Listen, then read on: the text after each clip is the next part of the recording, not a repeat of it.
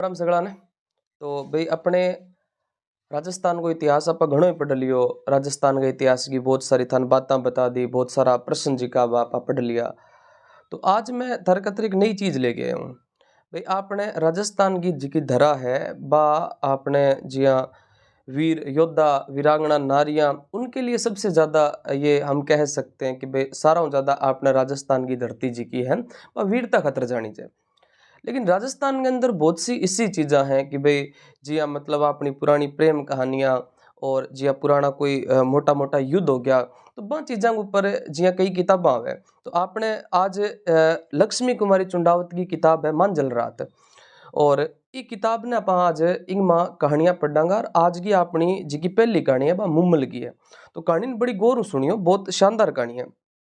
तो मुम्मल के बारे में आप पढ़ांगा आप बहुत सुनो कि भाई महेंद्र उन तो मुम्मल उनती महेंद्र मुम्मल की मैं ऑफलाइन में भी घनी बातें थाने बताई है। और ते इं भी जानो कि भाई महेंद्र जो था वो अमरकोट पाकिस्तान का था, मुम्मल लोदरवा जैसलमेर की ही। तो आपने किया कि आज भी कहानी पूरी विस्तार आप पढ़ांगा।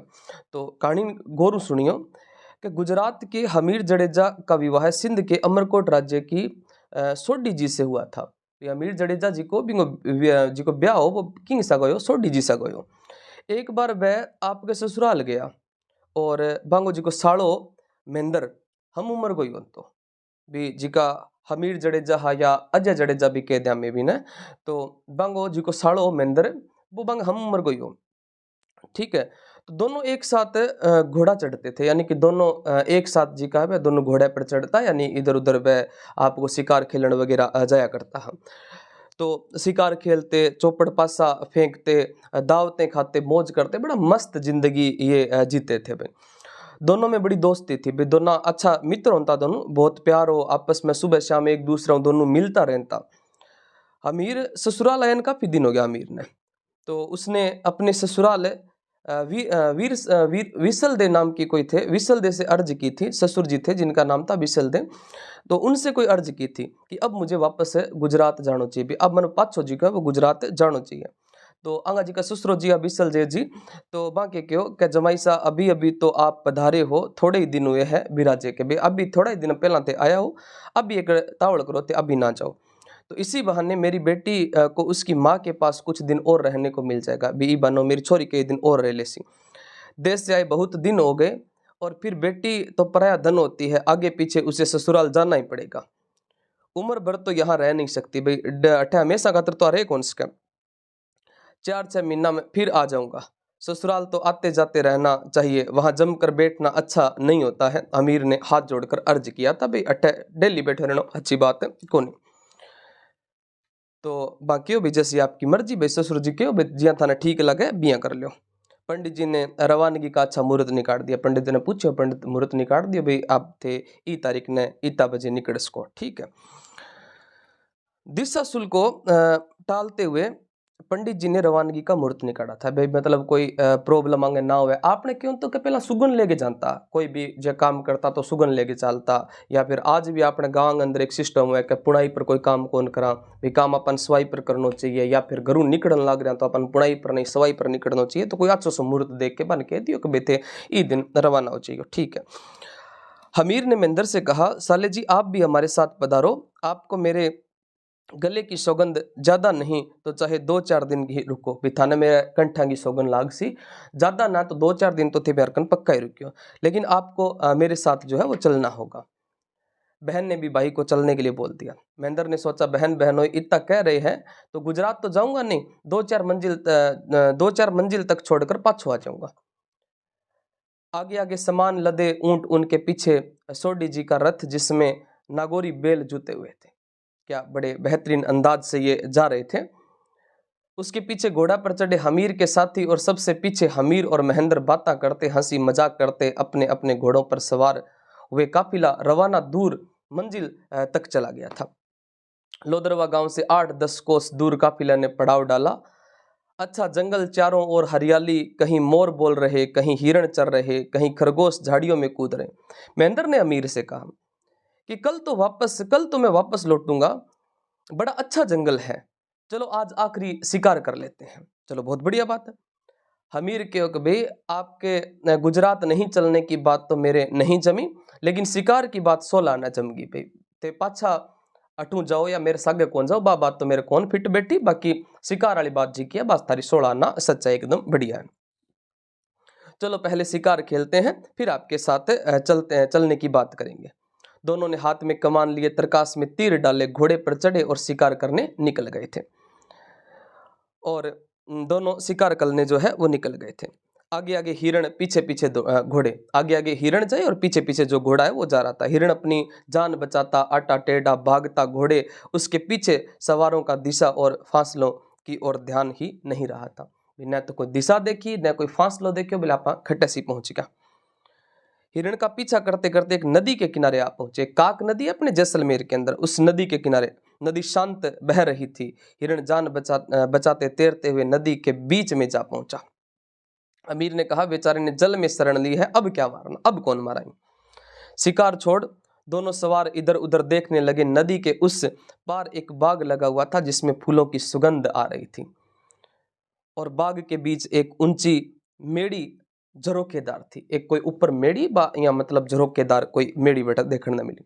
अमीर का भी कितना सुहावना स्थल है, अमीर का भी बहुत सुनो स्थल है।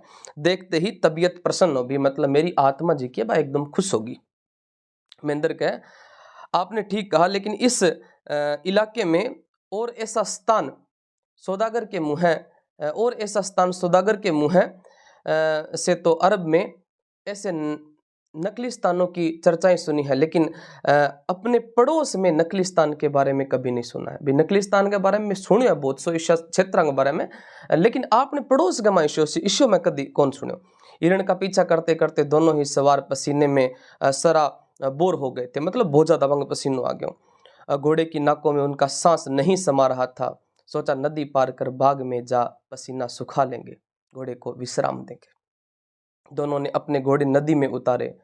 घोड़ों के घुटने घुटने तक पानी, आराम से नदी पार कर गए। बाग में जा सवार घोड़े से उतरे, पसीना सुखाने लगे, हाथ मुंह धोए और आपस में बातें करने लगे। कितना सुंदर बाग है, बहुत सुंदर बाग है। मेड़ी भी सुंदर है, 2 मंजिली, भी 2 मंजिली मेड़ी है, पा भी बहुत फूट रही है और बाग भी बहुत फूट रहा है। यह मेड़ी किसकी हो सकती है? किसके मन में आई कि यह मेड़ी बनाए? किंग जी माई कभी आपन मेड़िया बनानी चाहिए। किसी राजा की होगी भाई, शायद कि राजा की होगी। शिकार खेलने आता होगा तो रात को यहीं रुक जाता होगा।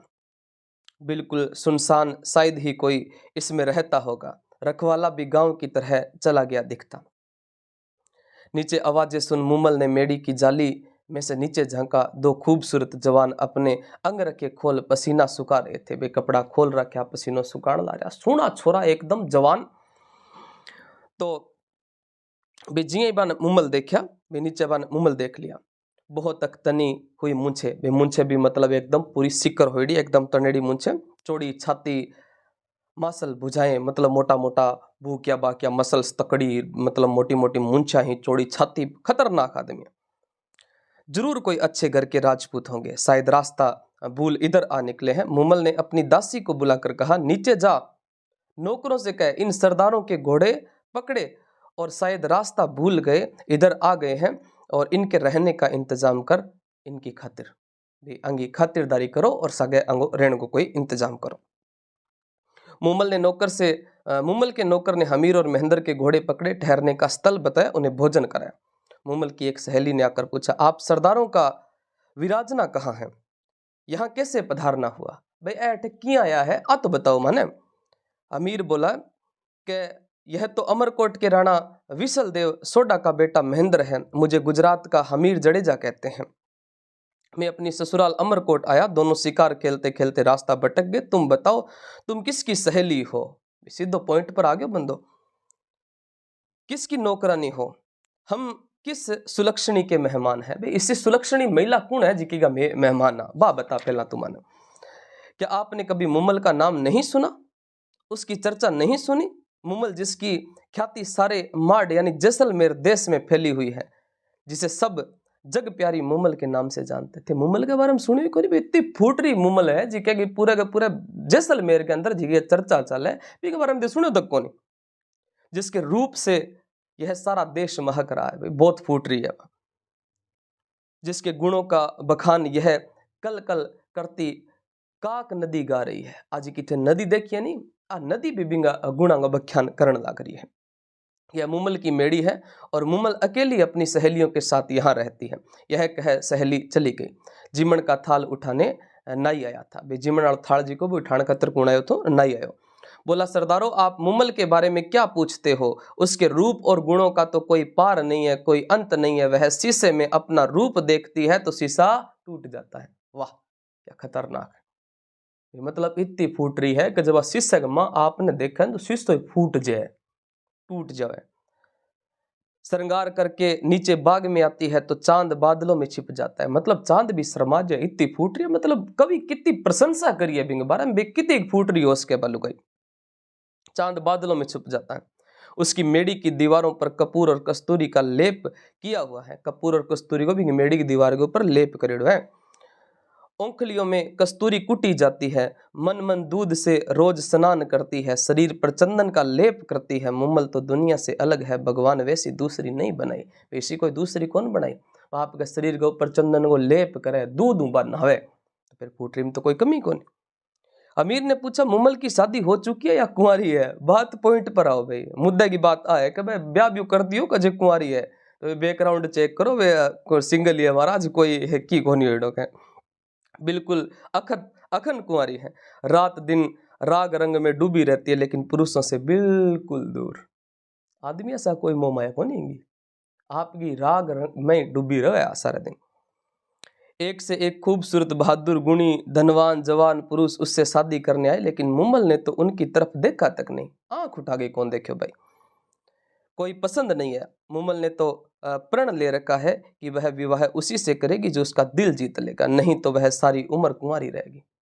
अगर कोई दिल जीत ले तो ब्याह कर ले, अलग बात है, बाकी पूरी उम्र कुंवारी रहने को फैसलो कर रखे। मुमल की सहेली आई। आप में से किसी एक को मुमल ने मेड़ी में पधारने की अर्ज की है। अब जब दोनान बुलान लग रहे तो अमीर ने कहा, साले जी आप जाइए। महेंद्र ने कहा, नहीं पहले आप जाइए। अब दोनों एक दूसरे को सम्मान करें, तो महेंद्र तो कह पहला थे जाओ और हमीर कह पहला थे जाओ। हमीर ने साफे के पेच ठीक किए, इत्र लगाए, कमर में तलवार लटकाए, मूंछों पर बंट लगाए, सहेली के साथ हो गया। भाई थोड़ा तैयार हो गए तो जानो पड़े, अगले नट जे। आगे आगे सहेली, पीछे पीछे हमीर। मेड़ी आई, मेड़ी क्या एक भूल भुलैया। अंदर घुसते इत्र केसर कस्तूरी की खुशबू की लपेट आ रही थी, लपटें आ रही थी उनकी। चौक में पहुंची सहेली ने कहा, अब आप भीतर पधारो।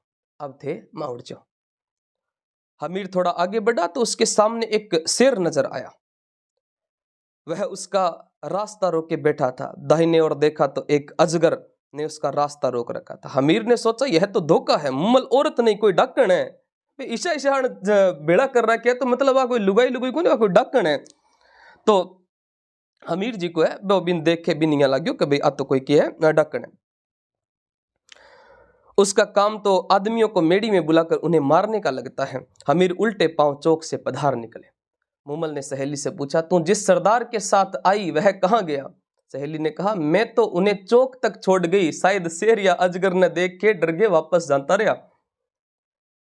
जीजाजी क्या हुआ? जैसे वो बाहर गए तो उन्होंने पूछा, महेंद्र ने पूछा, जीजाजी क्यों हो? क्या मुमल की सूरत पसंद नहीं आई है या उसकी आवाज? हमीर जवाब दे कि उससे पहले सहेली ने आकर महेंद्र से कहा, अब आप अंदर पधारो, मेड़ी में मुमल आपका इंतजार कर रही। हमीर बोला, हाँ साले जी, हाँ हाँ इस बार आप जाओ। महेंद्र ने अपना अंगरखा पहना और हाथ में भला लिए। आगे आगे सहेली, पीछे पीछे महेंद्र। हमीर की तरफ ही सहेली ने उसको हमीर की तरह सहेली ने उसको चौक के ऊपर छोड़ दिया था। महेंद्र आगे बढ़ा तो उसी जो शेर था वो उसको नजर आया था, वही शेर उसको नजर आ गया। रास्ता रोके महेंद्र ने उठाकर शेर को भला मारा। शेर जमीन पर लुढ़क गया। उसकी चमड़ी में भरा हुआ भूसा बहन निकल आया था। बिंग अंदर मतलब वो कोई नॉर्मल हो, बिंग माँ की भरेड़ो और वो नकली बनाएडो। बिंगो जी को वो अंदर गिरेड़ो, वो बाहर आ गयो। ठीक है भाई। उसने भूसे से भरे अजगर ने अपनी तलवार से टुकड़े कर दिए। इनके जो टुकड़े जो थे वो कर दिए थे और महेंद्र आगे बढ़ा। अगले चौक में उसे पानी भरा हुआ मिला। ऐसा लगता है कि पानी बहुत गहरा है। महेंद्र ने सोचा कि इसे तैर कर पार करना चाहिए। पानी की गहराई जांचने के लिए उसने पानी में अपना हाथ डाला। भाला डालते हुए खट की आवाज आई। भालो घेरियो, भालो घेरता ही खट की आवाज आई, तो मतलब बेरो चाल गयो कि पानी कितो के। सामने उसे ऊपर चढ़ती सीढ़ियां नजर आई। महेंद्र कांच का बना फर्श जो था वो पार कर खट खट करता सीढ़ियों चढ़ा, सीधा मूमल की मेड़ी में जा पहुंचा। आगे मूमल खड़ी थी। उसने देखा कि महेंद्र ठिठक गया। ऐसे लग रही थी जैसे काले बादल में बिजली चमकी। उसने देखते ही आंखों में प्यार हो गया था उसको। एड़ी तक लंबे काले बाल, मानो काली नागिन सिर से जमीन पर लेट चुकी है या जमीन पर लौट रही है। चंपे की डाल जैसी कलाइयां, बड़ी बड़ी आंखें, मंद भरे प्याले जैसी, तपे हुए कुंदन जैसा रंग, वृक्ष जैसे किसी सांचे में ढाला गया हो, पेट जैसे पीपल का पत्ता, अंग अंग में जैसे मद उफन रहा हो। महेंद्र के मुंह से निकल पड़ा, न किसी मंदिर में ऐसी मूर्ति होगी, न किसी राजा के रणवास में ऐसा रूप आया होगा। महेंद्र तो ठगा सा रह गया। महेंद्र देखता ही रह गया कि यार खूबसूरती देखी पर इतनी नहीं देखी। मूमल के मुंह पर उसकी आंखें गड़ गई। गड़ी तो ऐसी गड़ी कि मूमल के हिये में जा उड़ी। मतलब बिंगो देखना तरीको विषय हो कि आगली ने बीबियों प्यार हो गयो। नैनों की भाषा नयन समझे, बे आंखियां की बात तो आंखा ही समझे। नजरां दा ही दोष है सजना, किसी नु जहर लग दी है तो किसी नु शहद लग दी है। वे आंखियां की बात तो आंखें ही समझेगी। मन तो मन तुरंत पहचान लेता है। महेंद्र सोच रहा था, विधाता ने क्या रूप सिराजा है। मूमल मन में कह रही थी, क्या तेज है, नयन क्या खंजर है, आंखें बहुत हरामी है भाई के। मूमल की पलकें नीचे झुक गई पर आंखें चुगली खा गई। कहीं यही तो वह नहीं जिसको मन में सजोई बैठी हूँ। क्या खटी ओ बहुत तो कोनी के जिकन मैं दिल गमा बिठा रखे। मूमल उठी, 2 कदम आगे बढ़ स्वागत किया। महेंद्र को लगा हसीनी तो नहीं आई। मानसरोवर से कही, लाल पतले होठ हिले, पधारिये बिराजिए, आजो माँ आजो। महेंद्र को लगा जैसे वीणे के तारों को अंगुली छू गई है। वीणा के तारा कोई सारा कोई आंगली लग गई। मूमल ने तो महेंद्र को केवल बातें करने, उसके देश की बातें पूछने बुलाया था। वह तो भूल गई थी कि क्या पूछें। आने से पहले महेंद्र ने सोचा था कि वह मूमल से क्या क्या बातें करेगा। वह भी भूल गया था कि क्या बातें करनी है। प्यार वही ईश्वर चीज है। और महेंद्र ने 2 कदम आगे बढ़ाए। मूमल ने हाथ फैला उसका स्वागत किया था। रात ढलने लगी, तारे छिपने लगे, आकाश में सूरज की सिंदूरी दिखने लगी थी। चिड़िया चहकी। मूमल और महेंद्र को पता ही नहीं चला कि कब रात खत्म हो गई, कब सूरज निकल गया। पूरी रात भाई बठी बिता दी। उधर हमीर को रात भर नींद नहीं, भी बापड़ा नींद की आंखें वो बारे डिकन लग रहे। हमीर को रात भर नींद नहीं आई। महेंद्र अभी तक नहीं आया। कहीं उस डाकिन ने उसे मार तो नहीं दिया। सुबह होते ही उसने नाई के साथ मेड़ी पर संदेश भिजवाया कि महेंद्र जी को कहो कि अब तो बाहर आए, अब तो सारे समाचार सुना दिए होंगे, भी अब तो सारी बातें बता दी होंगी, अब तो पछ हो जा, अब तो जाना ही पड़ेगा। महेंद्र ने कहा। मूमल ने कुछ नहीं कहा, महेंद्र को देखती ही रही। वह समझ गया, कहाँ मूमल में फिर आऊंगा, 1 बार नहीं 1000 बार। मूमल में फिर आऊंगा, 1 कर को नहीं 1000 बार आऊंगा। महेंद्र बाहर आया तो हमीर गले पड़ गया कि वाह महेंद्र जी, ऐसी भी क्या बातें हुई जो सारी रात निकल गई। पता नहीं मेरे दिमाग में क्या क्या ख्याल आ रहे थे, भी मेरे पुठा पुठा ख्याल आने लग रहे। हमीर बोलता है, डांटता जाए, सवाल पूछता जाए, लेकिन महेंद्र एकदम चुप। उसे तो मूमल के अलावा और कुछ दिखाई नहीं दे रहा। मूमल की आवाज के अलावा कुछ सुनाई नहीं पड़े। वह तो केवल कहता है, मारी माडे ची ए मूमल, हाले नी अमराणो रे देश। मारी मूमल है, हाले नी अमराणो रे देश। क्या मेरी माड देश की मूमल आओ मेरे साथ। क्या मेरे माड देश की मूमल आओ मेरे साथ। अमराणे यानी कि अमरकोट चालो, अमरकोट चालो। हमीर बोला, महेंद्र जी मैंने तो तुम्हें एक समझदार आदमी समझ रखो, ये क्या हो गया तुम्हें। महेंद्र ने कहा, मूमल के नैनों की चोट खाकर कोई जिंदा नहीं रहा। सांप का डसा हुआ आदमी बच सकता है, मुम्मल की चोट खाया कभी नहीं बच सकता। हमीर बोलो, क्यों पागल हो गए हो? ऐसा मुम्मल में क्या होगा जैसी दूसरी औरत में है? जिसी और लुगाइयां बिसी मुम्मल होगी, वह भी वैसी ही होगी, ज्यादा से ज्यादा थोड़ी खूबसूरत अधिक होगी। क्यों ज्यादा की उसके? महेंद्र कहे, आपने मुम्मल को देखा नहीं इसलिए आप मुझ पर हंस रहे हो। दोनों सवार अपने घोड़ों पर चढ़ अपने काफिले की तरफ चले। हमीर को पहुंचने की जल्दी, सोडी जी उसका इंतजार कर रही होगी। महेंद्र बिल्कुल निढाल, गुमसुम, अपने विचारों में मुम्मल की याद में, उसके वियोग में खोया हुआ था। कहानी पूरी सुनियो, बहुत मजेदार कहानी है। पड़ाव पर पहुंच हमीर सोडी जी को उनके भाई महेंद्र की दशा बताई। सोडी जी ने कहा, 4-5 अच्छे सरदारों के साथ महेंद्र को आज ही अमरकोट भिजवा दो। 4-5 आदमी से आगे भेज दियो, भाई ने प्यार हो सजरोई अमरकोट पाछो भेज दो। हमीर का काफिला गुजरात की ओर रवाना हुआ और महेंद्र हमीर के सरदारों के साथ अमरकोट की तरफ बढ़ा। महेंद्र अमरकोट पहुंचा। दिन तो किसी तरह कट जाता, लेकिन शाम पड़ते ही उसके शरीर में आग सी लग जाती।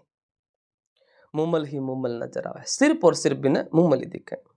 जितना अपने मन को समझाए उतनी ज्यादा मुम्मल याद आए उसे। तो एक ही बात, एक ही ख्याल, एक ही धुन, लोदरवा कैसे वापस पहुंचे, मेड़ी की सीढ़ियां कैसे चढ़ूं, मुम्मल से कैसे मिलूं। अपनी घर की दीवारें उसको काटने दौड़ती थी। घर की दीवारें खान लागी भी मैं मुम्मल कन किया जाऊं। और कोई उपाय समझ में नहीं आया तो उसने अपने ऊंटों को चराने वाले रामू रायका को बुलाया। पूछा, क्या अपने ऊंटों के टाले में कोई ऐसा ऊंट है जो रातों रात लोदरवा जाकर वापस अमरकोट सुबह होते होते आ सके? तो इशो बताओ ऊंट है कि। रामू ने हाथ जोड़ किया कि भाई आपने कन एक लंबी जी को मंजिल तय करने वालो एक ऊंट है, चिखल नाम है बिनको। चिखल चलने में कैसा है, उसकी चाल का तो क्या कहना, ऐसे दौड़ता है जैसे पानी का नाला बह रहा हो। सवार में पेट का पानी तक नहीं हिलने देता। उसके ऊपर घी से भरा कटोरा लेकर आप बैठ जाओ तो मजाल है एक बूंद ही नीचे पड़ जाए, इतना बढ़िया चाल है वो। महेंद्र को कुछ संतोष सा आया, आशा की किरण नजर आई। रामू रायका से कहा, छोटे कानों वाला, घने बालों की पूंछ वाला, घुटवा नाली वाला, नाना करते नागौर पहुंचे, देखते देखते जैसलमेर पुड़ावे।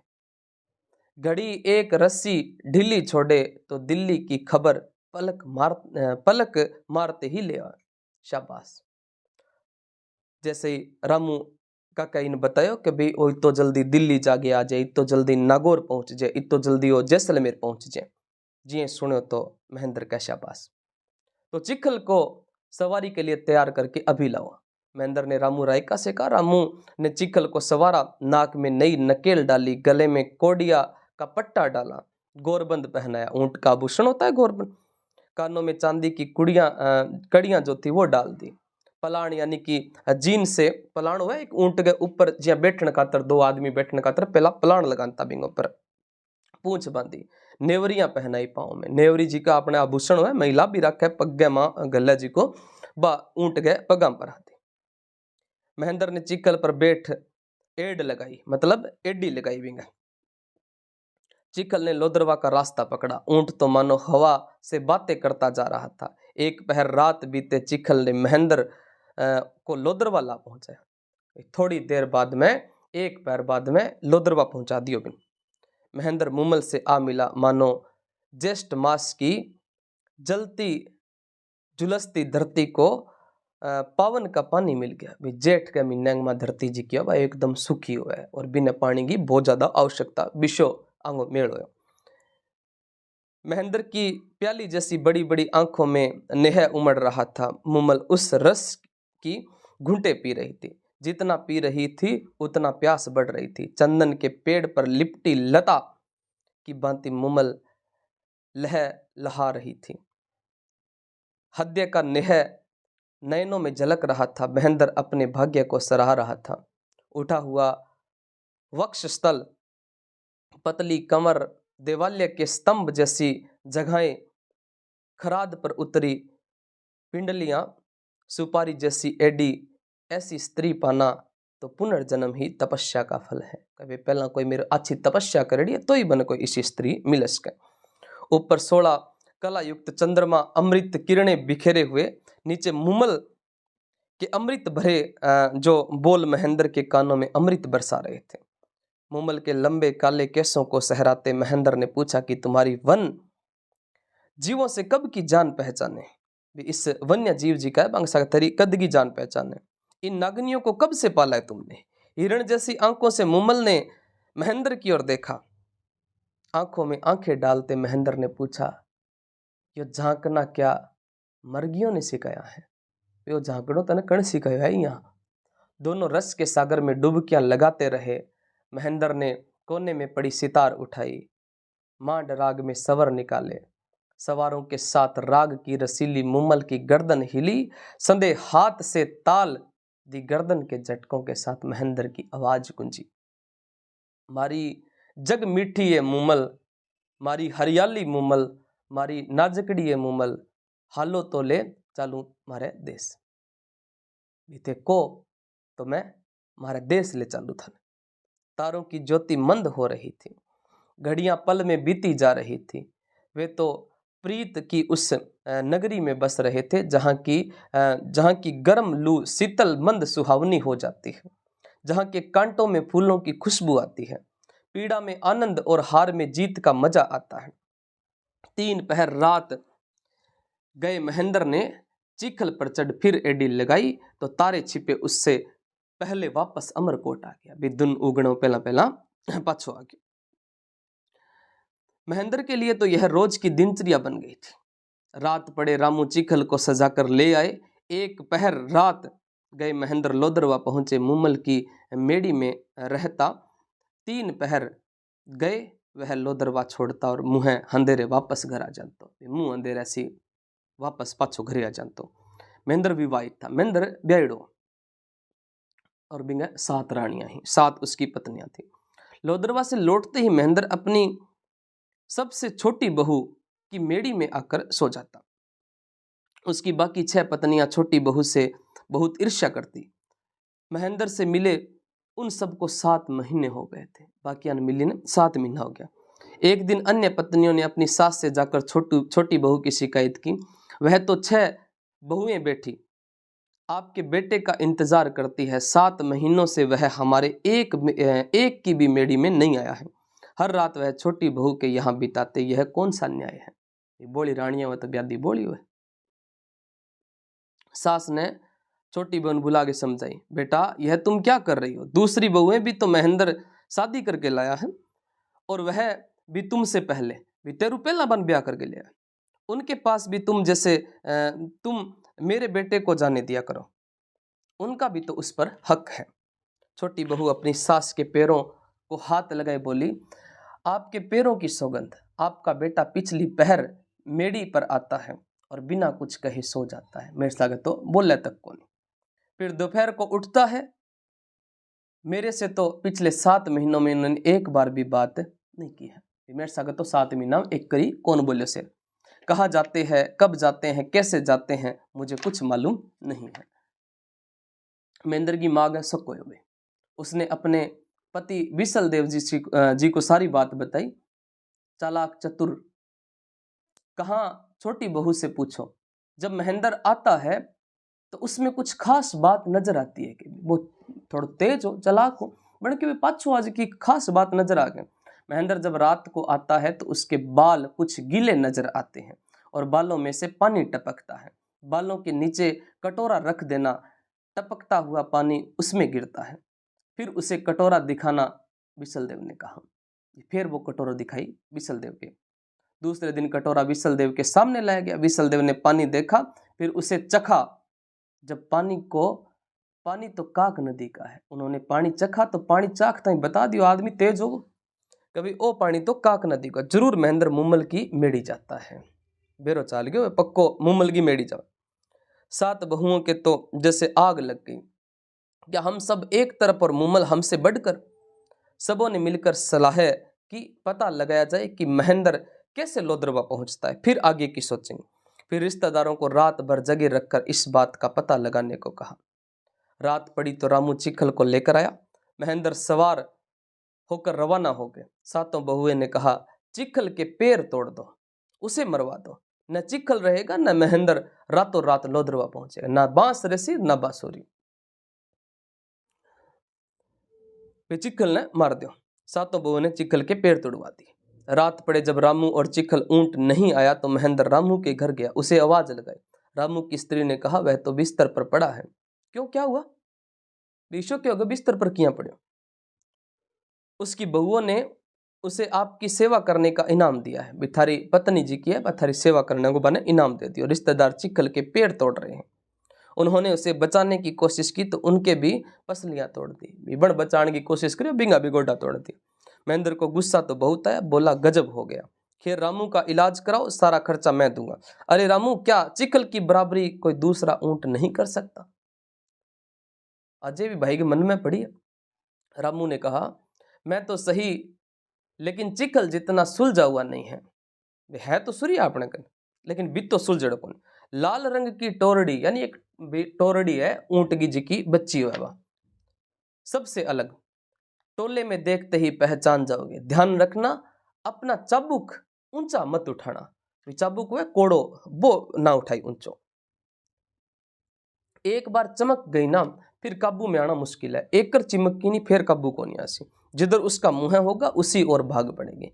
महेंद्र ने लाल टोरडी को जा ढूंढा, पालन कसा और लोदरवा का रास्ता पकड़ लिया। चिखल का मुकाबला तो नहीं, लेकिन तेज उससे भी ज्यादा महेंद्र को ध्यान नहीं रहा। गलती से चाबुक उठाकर ऊंचा कर दिया था। फिर क्या था, टोरडी चमकी और तेज भागी।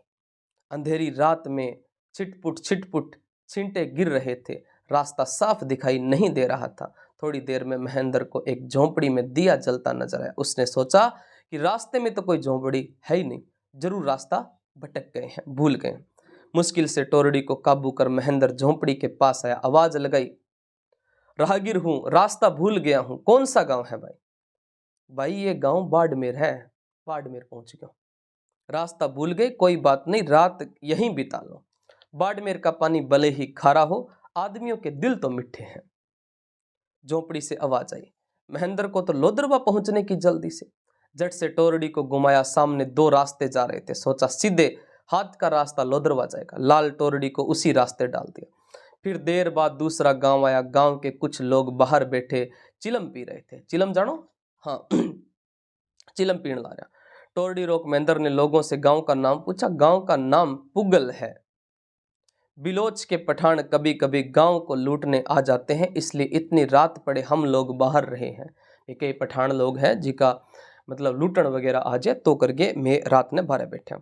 महेंद्र ने सोचा यह तो गजब हो गया, अमरकोट से बाड़मेर, बाड़मेर से पुगल, लोदरवा का कौन सा रास्ता होगा? अब रास्ता भटक गए तो महेंद्र लोदरवा तो नहीं पहुंच पाऊंगा। वह बोला, भाई लोदरवा का कौन सा रास्ता है? मेरा ऊंट बहुत चमकता है, तुमसे तो एक पास आकर मुझे रास्ता बता दो। थारमू कोई एक जनो मेरे कन्ना आगे रास्ता बता दो। एक बूढ़े ने कहा, किसना तू जवान है, जा उठ ऊंट सवार को उसका रास्ता बता। भी कणी बूढ़िया के भी ऊंट सवार ने तेरो बिंगो रास्ता बता गया।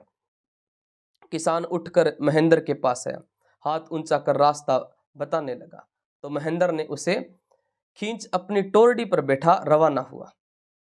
किसान चिल्लाया था, किसना या किसान जो था वो चिल्लाया था, ये क्या कर रहे हो? महेंद्र ने कहा, चिल्ला मत, जानी पहचानी धरती आते ही तुझे छोड़ दूंगा।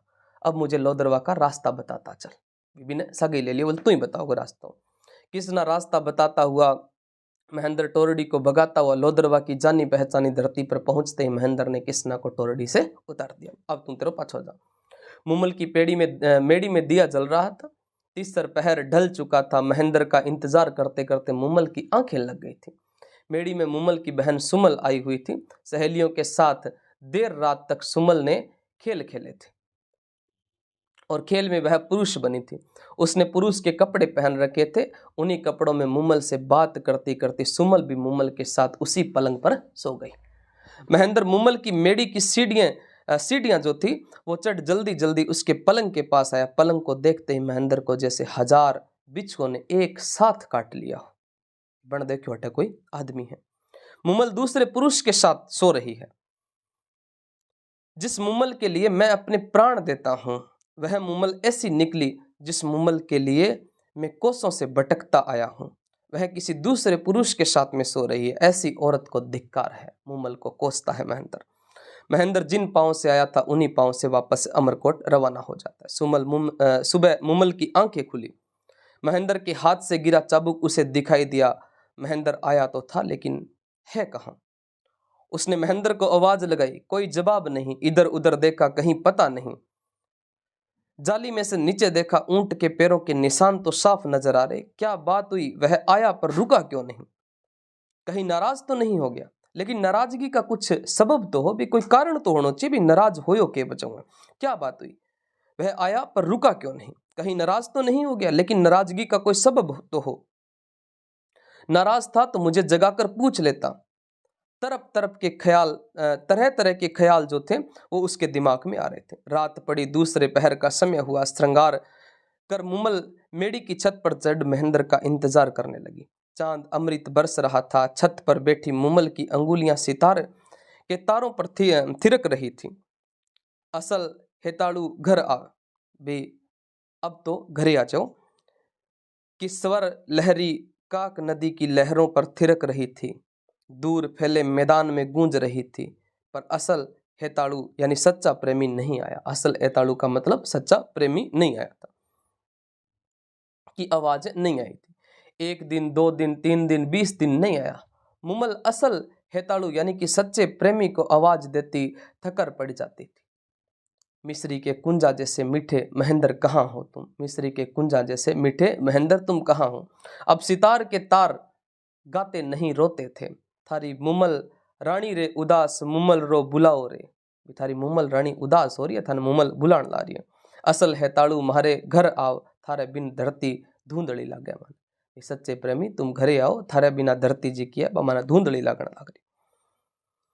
फीकी आंखों से मार्ग देखा करती, इत्र के कुंपे काक नदी में उड़ेल दिया। दर्पण पर पर्दा डाल दिया, खाना पीना सब छोड़ दिया था।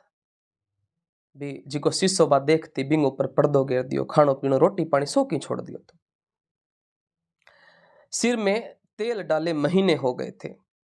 कंचन जैसी काया काली पड़ने लगी थी। अमरकोट चिट्ठी भेजी तो महेंद्र की बहुओं ने चिट्ठी महेंद्र तक पहुंचने नहीं दी। महेंद्र से मिलने आदमी भेजे तो उन्हें शहर में नहीं घुसने दिया। आखिर मुमल का एक गाना गाने वाला ढोली किसी तरह भेष बदलकर झूठ बोल इनाम देकर महेंद्र के महल के नीचे पहुंच ही गया। रात पड़े उसने माड राग में गाना शुरू किया।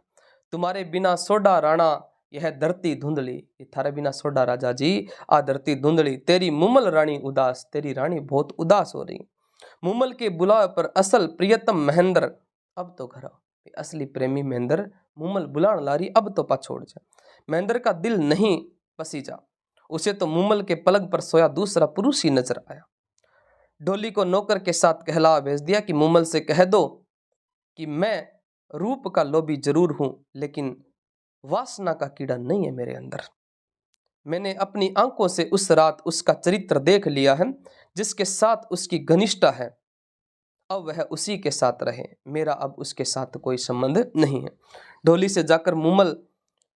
ने जाकर मुमल को सारी बात सुनाई। मुमल के पैरों तले से जमीन जो थी वो निकल गई थी। अब समझी महेंद्र क्यों नहीं आया। सपने में भी मुमल ने ऐसा नहीं सोचा होगा कि मेरे ऊपर ऐसा कलंक लगेगा।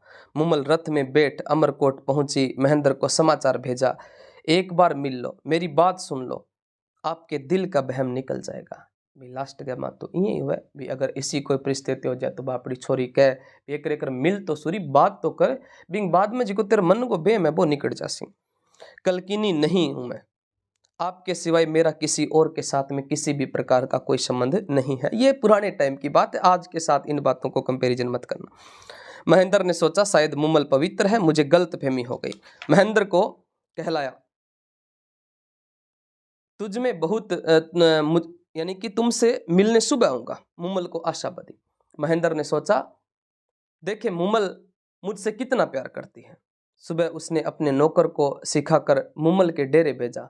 नौकर रोता पीटता हुआ डेरे पहुंचा, कहने लगा महेंद्र जी को तो रात काला नाग खा गया। जैसे उसने कहा कि महेंद्र को काला नाग खा गया। नौकर का यह कहना था कि मुमल तो बड़ा खार पड़ गई, नीचे पड़ गई, हाथों हाथ जमीन पर गिर गई और गिरता ही बिना प्राण निकल गया, हाथों हाथ मर गई बापड़े। महेंद्र ने सुना तो वह पागल हो गया। सारी उम्र हाय मुमल मारी मुमल करता फिरता जैसलमेर के पास लोदरवा में काक नदी के किनारे आज भी मुमल की मेड़ी खड़ी हुई है।